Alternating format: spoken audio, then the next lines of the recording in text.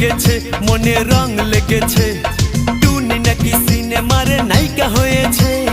রং লেগেছে টুনির রং লেগেছে টুনি নাকি সিনেমার নায়িকা হয়েছে সেই ছবিতে নায়ক নাকি থাকবে সাকিব খান ছবিটার নাম নাকি তুমি আমার জান